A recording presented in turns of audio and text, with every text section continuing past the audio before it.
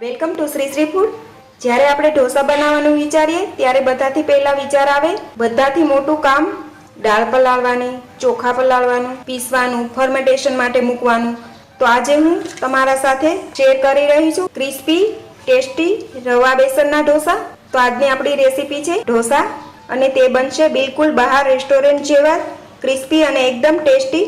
તો ચાલો બનાવવાની શરૂઆત કરીએ। તો તેના માટે 1 કિલો રવો લીધેલો છે, 250 ગ્રામ બેસન, સ્વાદ પ્રમાણે મીઠું, છાશ અને ગરમ પાણી લઈશું। હવે એક મોટી તપેલી લઈ તેમાં રવો નાખીશું, બેસન પણ સાથે જ નાખીશું, સ્વાદ પ્રમાણે મીઠું નાખીશું। હવે તેમાં થોડી થોડી છાશ નાખી તેનું બેટર તૈયાર કરી લઈએ। હવે તેમાં ગરમ પાણી પણ નાખીશું અને વિસ્કરથી તેને બરાબર મિક્સ કરતા જઈએ। આ રીતે થોડી થોડી છાશ નાખતા જઈશું અને બધું બરાબર મિક્સ કરતા જઈએ। છાશ આપણે થોડી ખાટી હોય એવી લઈશું, થોડું ગરમ પાણી પણ નાખીશું।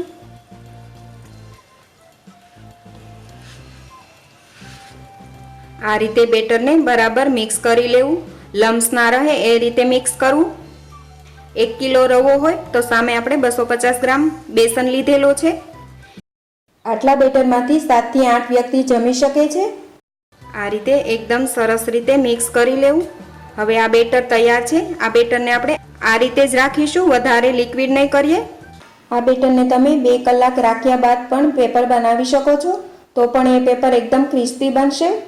અને જો તમારે પેપરનો ટેસ્ટ થોડો ખાટો જોઈએ તો તેને તમે 4 થી 5 કલાક માટે મૂકી પણ શકાય છે। હવે આ ઢોસાના બેટરને આપણે કોઈ ગરમ જગ્યાએ મૂકી દઈશું। હવે આપણું ખીરું 4 થી 5 કલાક પછી એકદમ સરસ રીતે ફૂલીને તૈયાર થઈ ગયું છે। મિક્સ કરી લઈએ। આ જ રીતનું આપણે ખીરું તૈયાર કરવાનું છે। ખીરું આપણું તૈયાર છે। હવે તેના પેપર બનાવી લઈએ। આજે આપણે પેપર લોખંડના તવા પર બનાવીશું। પહેલાં આપણે તવાને ગરમ થવા દઈએ, ત્યારબાદ તેને પાણીથી કોટનના કપડાથી તવો સાફ કરી લેવો, જેથી તે મીડિયમ ગરમ રહેશે।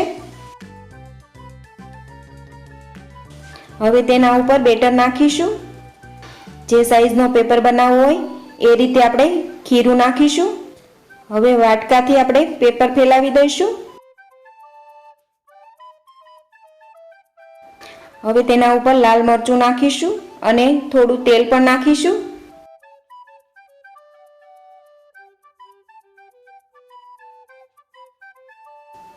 હવે તેને આ રીતે તેલ અને લાલ મરચું આખા પેપર પર ફેલાવી દેવું।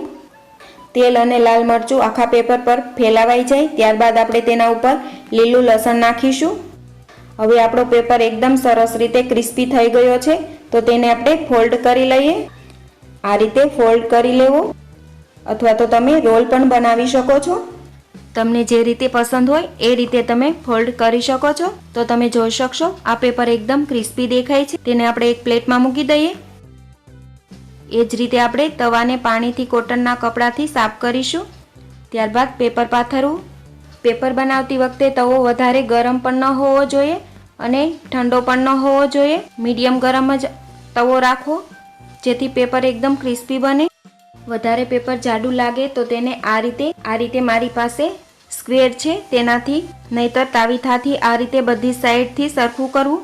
એ પહેલાં જો તમે હજી સુધી અમારી ચેનલ સબસ્ક્રાઈબ નથી કરી તો પ્લીઝ અહીંયા ક્લિક કરો એટલે સબસ્ક્રાઈબ થઈ જશે અને બેલ આઇકન પર ક્લિક કરશો એટલે તમને અમારા નવા વિડીયો મળતા રહે। અને વિડીયો પસંદ આવે તો પ્લીઝ લાઈક પણ કરો અને તમારા ગ્રુપમાં શેર પણ કરવાનું ભૂલતા નહીં। તો હવે આપણા પેપર તૈયાર છે।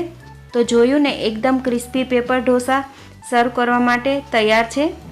તેને મેં મૈસૂરની ભાજી, સાંભાર અને કોકોનટ ચટણી સાથે સર્વ કર્યા છે। તો તમે પણ આ રીતે પેપર બનાવજો અને તમારા એક્સપિરિયન્સ શેર કરજો। અને આજની રેસીપી તમને જરૂરથી પસંદ આવી હશે। પસંદ આવી હોય તો મારી ચેનલને લાઇક, શેર અને સબસ્ક્રાઈબ કરવાનું ભૂલતા નહીં। તો ફરી મળીશું એક નવી રેસીપી સાથે।